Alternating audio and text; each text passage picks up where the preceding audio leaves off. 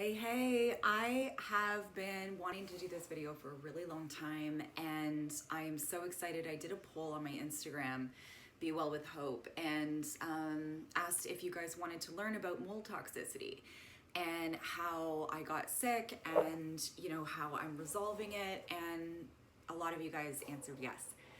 So here I am. I'm going to tell you, calls and outs of what's been going on and what some of the signs and symptoms have been from mold toxicity and why it flew under the radar for so long, as well as some details on who is most susceptible to mold toxicity, because just because mold is in the house or in a food, it doesn't mean that you're necessarily going to become sick from it.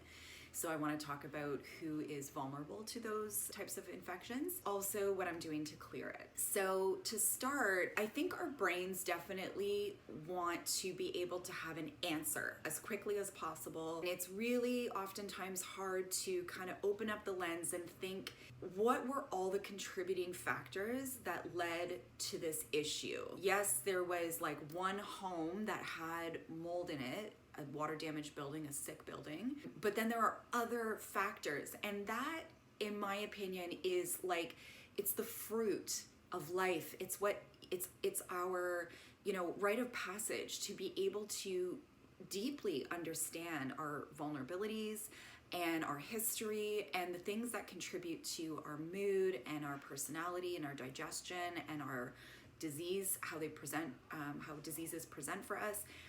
All of it matters. Genetics, where we've lived, the type of traumas that we've had, the type of coping mechanisms that we've incorporated, they all contribute. So with that said, I wish I could say, oh yeah, when I moved into this house, everything started and it was an isolated situation, but that's not the case. Like, mold toxicity, I started presenting with the symptoms as young as 6, 7, 8 years old.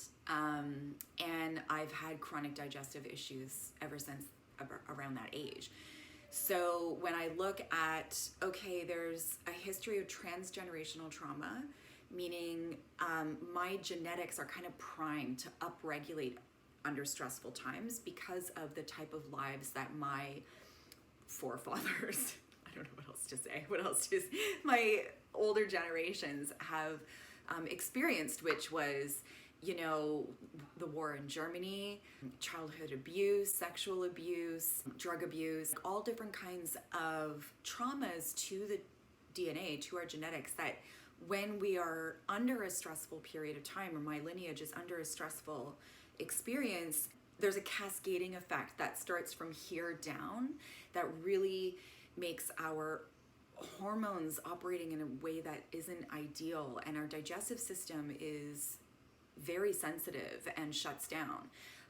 Detox pathways, my genetics, I've had them tested, and they're such that I have a lot of the at-risk alleles for poor methylation and poor detoxification. So when we're taking that all into consideration and we think, okay, you move into this, over 100-year-old farmhouse in the country, and my playroom was in the basement, an old, musty, dusty, old basement with an old carpet, and my room was above that garage, and the whole house was a wood cabin.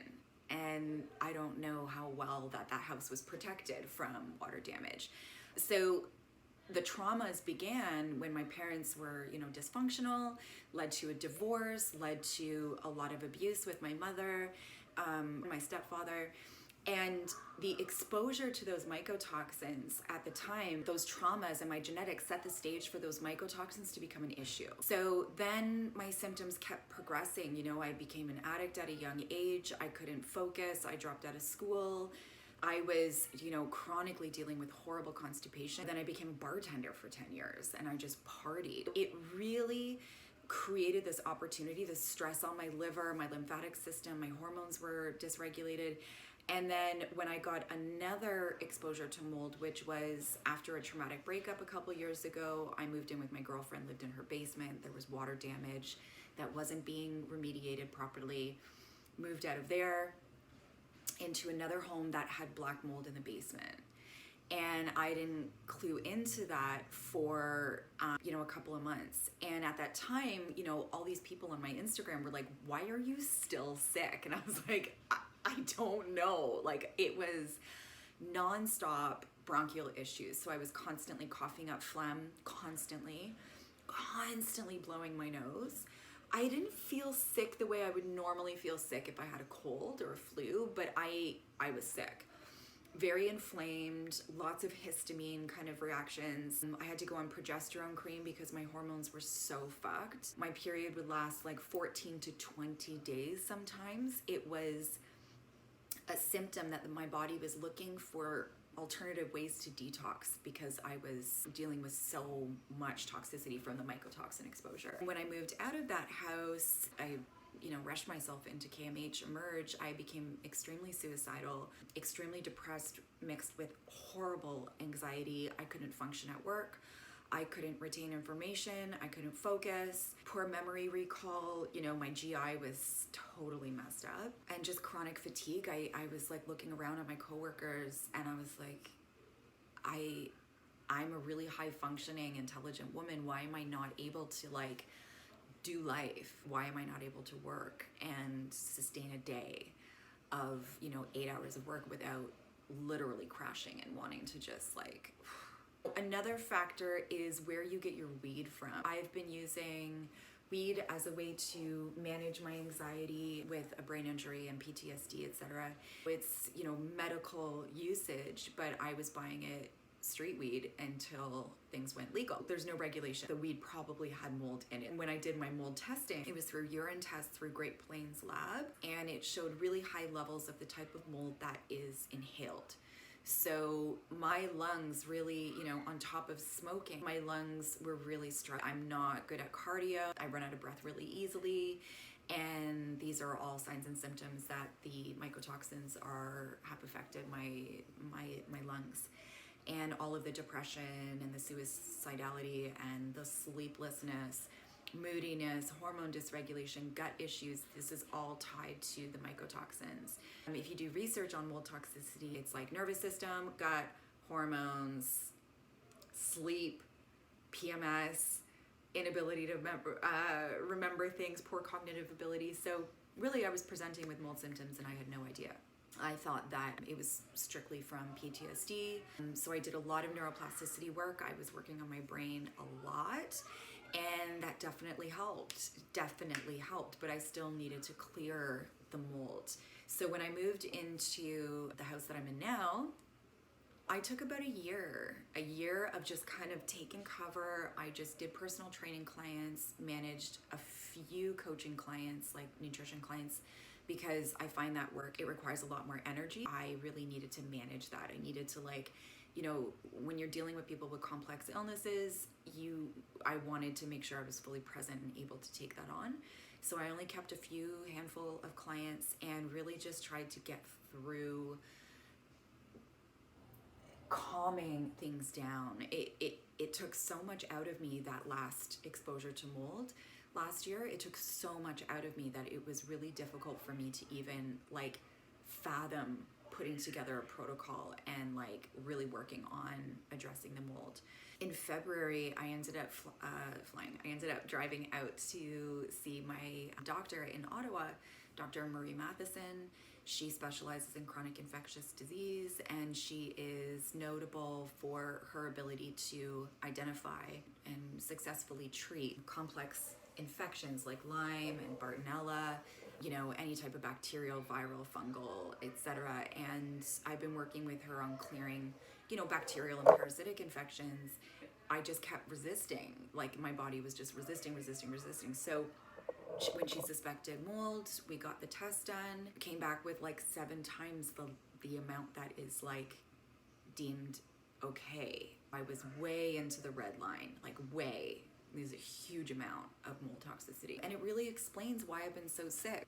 Like I said, it's not just one contributing factor. Yes, there's the exposure, but also chronic inflammatory response syndrome is a genetic predisposition to having this inability to down-regulate your inflammatory response. It's often triggered by trauma. Those who experience complex PTSD or physical traumas. And that really sets the stage for everything becomes really murky and mucky, and the liver is congested and it's hard for it to clear these mycotoxins. Serous is something that I would suggest getting tested. As far as I know right now, medical doctors can only requisition that test to be done. Breast implant illness. So I've been talking a lot about my experience with breast implants. So I've had 3 surgeries already. I'm about to have my 4th and final one, which is going to remove the implants en bloc. And I'm going to talk more about that in an upcoming video. En bloc is really important to make sure you're taking all of the scar tissue, all of the infection, all of the encapsulated tissue out. I had 2 encapsulated contractures where my body was rejecting the implants and I wasn't ready to let go of them, so I just had them replaced. And I'll get into why that was a bad idea in an upcoming video, but for now, just to know that there's a huge correlation between mole toxicity and breast implants. And the illness presents with like hair loss, hormone dysregulation, GI, and I mean, like, obviously I shaved my head, but I was really losing my hair. Like, I normally have like thick lots of hair, and it was just constantly falling out. I had all these baby hairs constantly growing in. It was like the hair just wouldn't stay, and my surgeon confirmed that that's a symptom of breast implant illness. Hormone dysregulation, GI complaints, sweats, lowered immunity, inability to clear infections. So here I am with these chronic infections that won't clear, and I've had these implants for like 15 years.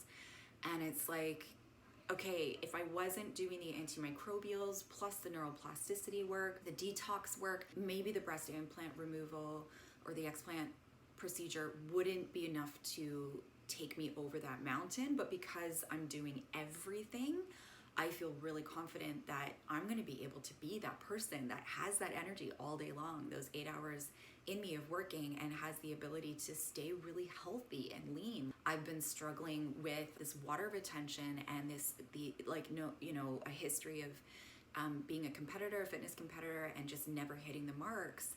It really got me, wondering what is going on with my metabolism, what is going on with my nervous system, my gut, that's keeping me from being able to have the results that a body should provide when it's being exercised and nourished in a specific way. I'm over those days. Like, I don't care about having a 6-pack. I don't care about, competing. And that really has a lot to do with the neuroplasticity work and the self-love work. But I do want to fix the underlying pathology. And that's what's interesting to me about this comprehensive approach to healing my gut and my body and immune system. Limbic system impairment definitely is going to contribute to susceptibility to mycotoxins. So limbic system impairment is when the limbic system becomes hypervigilant. It's a very intelligent, very natural response. It's part of the reptilian brain, or a primitive response to threat. And it's triggered when we experience some type of trauma, or several experiences of trauma. And you're stuck in, it's like autonomic nervous system dysfunction. Your vagus nerve becomes weak, its tone becomes weak. Our sympathetic nervous system becomes more dominant, more upregulated, so it's recruiting a lot of stress hormones. It's exhausting the nervous system. It takes a lot of our B vitamins, which are essential for methylation and liver detoxification. It's really just exhausting being in limbic system impairment.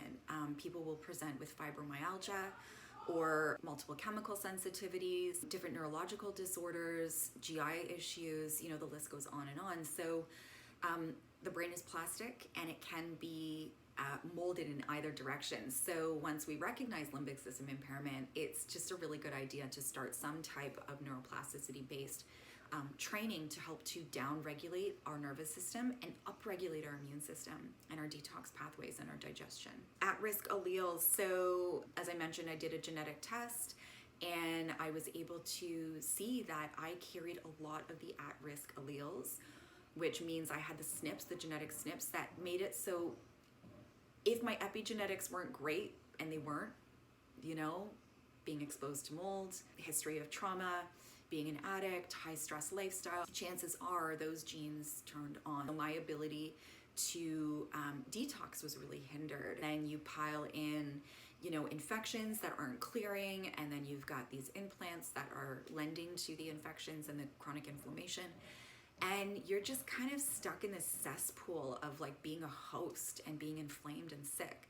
So being able to support methylation, support liver detoxification, and using organic foods and clean, beautiful water and great supplements and managing stress in relationships and sleep and, really working on coping mechanisms, all of these things play a part in restoring health and proper function in the body. So what I've been doing to clear the mold, and it was night and day, like as soon as I started this protocol, it was within, I'd say 5 days, I feel 80% better. And I know I have a long road because of the levels of mold that I had in my results.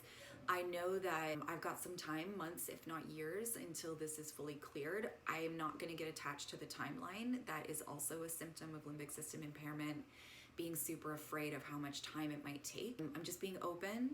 I'm being self-loving. I am doing the work that I need to do without tying perfectionism to, if I can get all my meds in a day, or if I'm, increasing my meds at the pace that I want to. My body is going to lead the pace, and I just fully respect that. So when I'm taking detox support, or I'm taking binders, these all are medications, and they can result in worsened symptoms if we don't respect the process and respect our body. So when I'm feeling a little more sluggish or tired or constipated, I'll ease up on certain things, and I just am trying to enjoy the ride. So I wouldn't suggest by any means going out and getting these supplements that I'm about to list and starting them without a primary care healthcare practitioner helping you out to decide which ones are good for you. Because, like I said, supplements are medicine, and so is food. We really want to make sure that you're intaking the right stuff. So I am taking, I have a little list here, I'm going to read it. And I have my little robot handy dandy air purifier cool thingy here. It's great. I love it. So I'm taking liver support, and that liver support, because the infections and the mycotoxins can and do live in the liver as well, they're not isolated to just the gut. Liver support is something that really helps me when I need it. I just pop it in occasionally if I feel like things are getting a little sluggish or a little bit more constipation. The liver support I'll take at nighttime for my body to utilize while I'm detoxing and sleeping.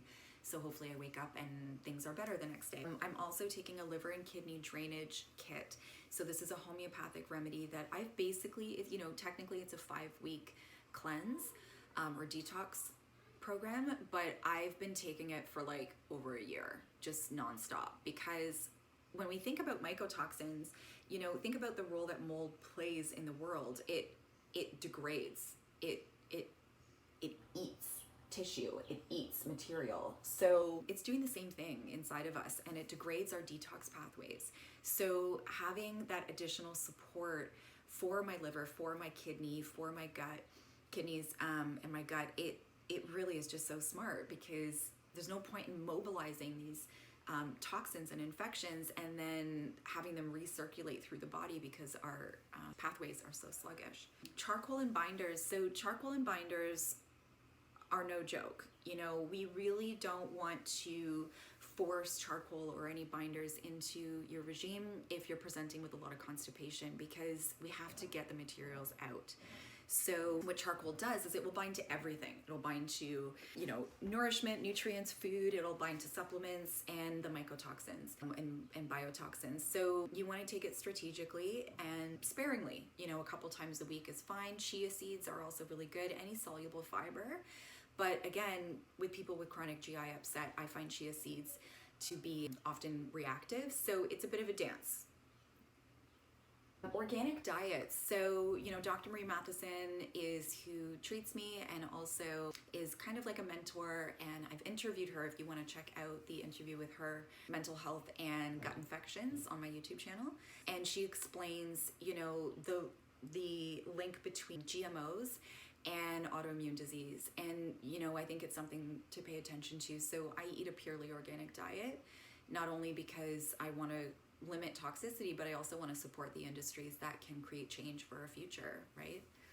And the planet. I have a specific mold tincture that I'm taking from Beyond Balance. Dr. Matheson gave that to me, And that was the supplement that really changed things. When I started that, I was like, whoa, I'm feeling amazing.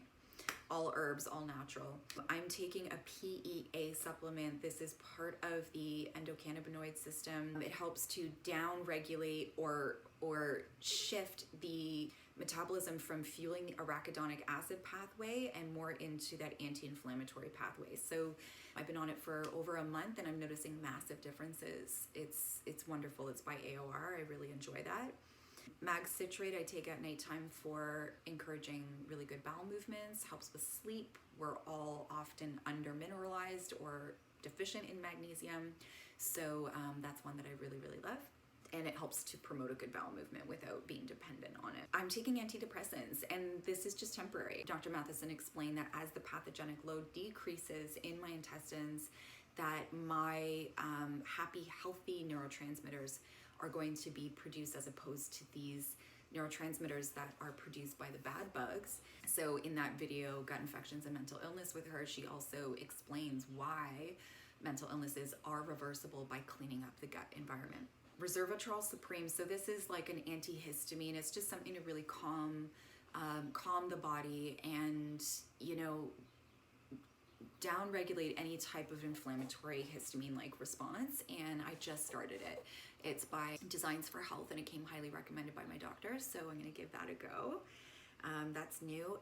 S. Boyardee, I don't know if I'm pronouncing that right, I just think of Chef Boyardee. But S. Boyardee is an antagonistic yeast. It's a beneficial yeast, and it really helps to, you know, compete for real estate in the gut against pathogens. It helps to create or protect the mucosal lining, and it just overall is really good for digestion. So when there's infections present, but use sparingly. I just sprinkle it into my smoothies, you know, maybe a quarter of a capsule every few days, because too much bacteria in the gut when there's already infections can lend to more histamine, more digestive dysfunction, etc. So the process is, you know, really binders. Once you're out of the moldy environment, or you've removed the moldy foods from your diet, which are often, you know, and this depends person to person, but dried fruits and fermented foods, no. Wine, no.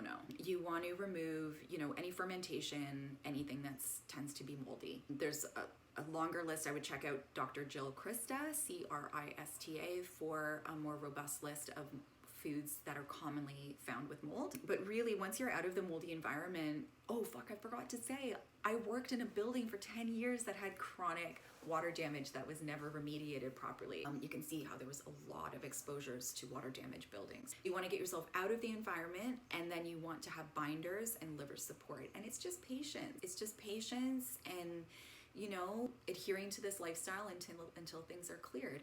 I'm going to be retesting in about 5 to 6 months when things are feeling really good to see how much of a decrease I've had in all of this. And then, you know, we'll see. I might have more detoxing to do. Really, my focus is to stay out of water damaged buildings, manage stress, keep a clean, healthy diet, and just stay on my protocol. So that is my mold story. 27 minutes. I'm looking at the counter. So I wouldn't self-treat. I would definitely reach out to somebody, either Dr. Matheson in Ottawa, BioHeal Ottawa, or Dr. Robin Murphy here in Toronto. She's amazing. And then also myself. Just because I'm sick from it doesn't mean that I can't speak to it or coach on it. So I'm also available to help with testing and protocols and all of the good stuff. Neuroplasticity work, brain retraining stuff, managing stress. That's all my forte, gut, brain health. Yeah. I hope this is super helpful. If you are struggling from mold symptoms, I would say, you know, best piece of advice is to just stay open, try not to be afraid of the process. Know that it can be reversed and you can heal your body. Have fun while you're doing it as well. You can still live life, you know? DM me if you have any questions. I'm out of here for now. I'll see you guys soon when I do my breast implant illness video. If you liked this video, please like it. It would let me know that you're digging this content. You can always share this video and subscribe to my channel, because I'm going to be coming out with videos all the time on gut brain health and nutrition and all of that good stuff.